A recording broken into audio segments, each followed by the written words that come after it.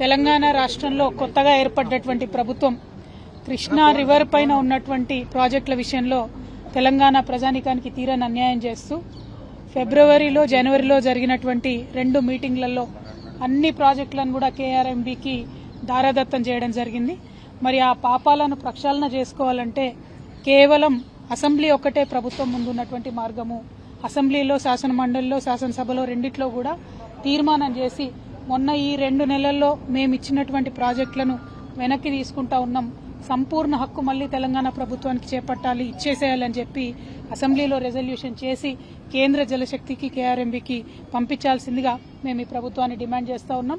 మీరు తీర్మానం తీసుకొని రండి. బీఆర్ఎస్ పార్టీ బయట ఆందోళన చేస్తూ ఉంది, లోపల అసెంబ్లీలో, హౌస్లో కూడా మీరు తెలంగాణ ప్రజల పక్షాన చేసేటటువంటి ఈ తీర్మానానికి మద్దతు ఇస్తాం. కేంద్ర ప్రభుత్వానికి తెలంగాణ ప్రభుత్వం నుంచి తక్షణమే ఈ తీర్మానం పంపవలసిందిగా కూడా ప్రభుత్వాన్ని మేము డిమాండ్ చేస్తా ఉన్నాం. Thank you.